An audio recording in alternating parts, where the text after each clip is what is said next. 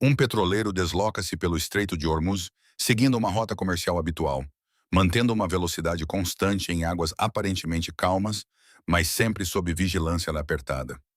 Este é um dos pontos de estrangulamento mais perigosos do mundo, onde cada milha náutica é monitorizada e registrada, e qualquer desvio pode ter consequências que extravasam largamente a região. O espaço circundante parece normal, mas na realidade é um ambiente de alto risco, onde um simples erro pode desencadear uma reação em cadeia econômica, de segurança e diplomática. Sem aviso prévio, surgem 6 lanchas rápidas iranianas que rapidamente implementam uma formação de aproximação controlada, dividindo ângulos e reduzindo a distância de várias direções, retirando ao petroleiro espaço de manobra. Rajadas de metralhadora pesada começam a atingir a água junto ao casco, criando ondas de choque e fortes detonações, mas sem visar pontos críticos como depósitos de combustível ou a ponte de comando. O sistema de alarme do navio é imediatamente ativado. A tripulação civil abandona as áreas expostas e desloca-se para salas de segurança reforçadas, fechando as portas conforme os procedimentos de emergência. O fogo continua com alta intensidade, mas mantém a distância e o controlo do alvo, demonstrando claramente uma intenção de intimidação em vez de destruição. Logo após o início dos disparos, canais de comunicação ligados ao Irão difundem em simultâneo informações sobre uma colisão, alegando que o petroleiro causou um acidente fatal que vitimou cidadãos iranianos. O conteúdo é divulgado rapidamente, com um tom emocional e uma estrutura clara, como se tivesse sido preparado antecipadamente. A rotulagem de acidente desvia imediatamente a atenção do ato de disparar para a responsabilidade legal, transformando uma situação de confronto armado numa disputa marítima.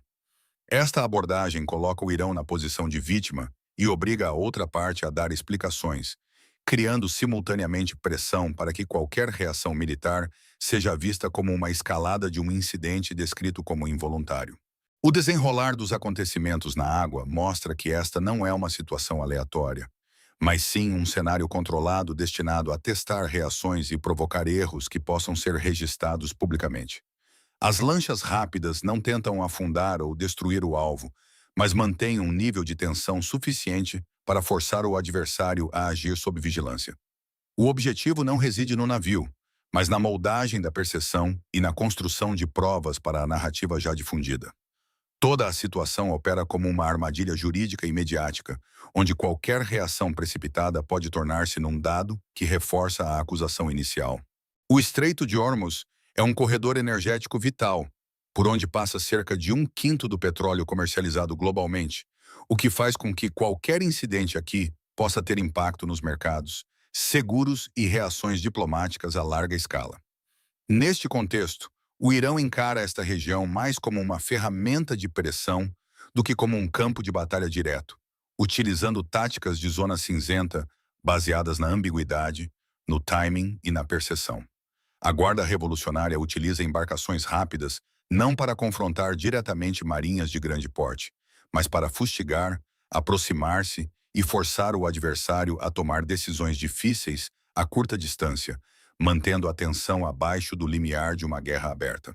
Durante todo o incidente, o lado americano mantém silêncio rádio, não emitindo avisos, não respondendo a acusações e não efetuando disparos de aviso, de forma a evitar a criação de dados áudio que possam ser gravados e utilizados.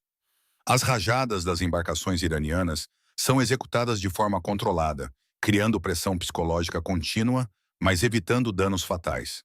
Ao mesmo tempo, sinais de preparação para a abordagem sugerem que o objetivo passou a ser o controlo do navio em vez da sua destruição. Dentro do petroleiro, a tripulação está isolada na sala de segurança, dependendo inteiramente da reação externa. A situação coloca um dilema em que qualquer reação acarreta riscos, e um único disparo no momento errado poderia causar uma explosão ou derrame de petróleo, alterando todo o cenário e ocultando o comportamento inicial. A grande altitude, um MQ-9 Reaper assume a posição de observação, utilizando sensores térmicos e multiespectrais para monitorizar todo o desenrolar com elevada precisão. Desta perspectiva, o movimento das lanchas e do petroleiro é registrado como dados estruturados, incluindo velocidade, distância, ritmo de fogo e direção de movimento.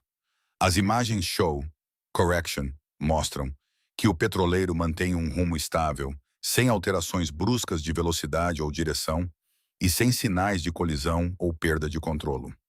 Estes dados contínuos enfraquecem diretamente a alegação de acidente, uma vez que as condições necessárias para uma colisão não surgem em toda a sequência de observação. Na fase seguinte, um avião P-8 Poseidon é destacado para recolher provas físicas do ambiente marinho, lançando sensores para registrar dados acústicos, de pressão e vibrações subaquáticas. A análise não detecta os sinais característicos de uma colisão metálica, nem picos sonoros ou vestígios de vibração compatíveis com o contacto entre dois navios. Os dados de AIS do petroleiro também revelam um trajeto estável, sem alterações anormais de rumo ou velocidade. A coincidência entre os dados acústicos e os dados de navegação elimina a possibilidade da ocorrência de uma colisão conforme alegado, transformando todo o incidente de uma controvérsia em prova verificável. Quando os dados ficaram claros, um contra-torpedeiro americano aproximou-se e manteve um rumo de navegação estável, não reagindo com fogo, mas criando pressão através do posicionamento e movimento. Dispositivos acústicos de longo alcance foram ativados, causando desequilíbrio nas pequenas embarcações sem afetar o navio de grande porte, enquanto a ondulação provocada pelo casco desfez a formação das lanchas sem necessidade de colisão.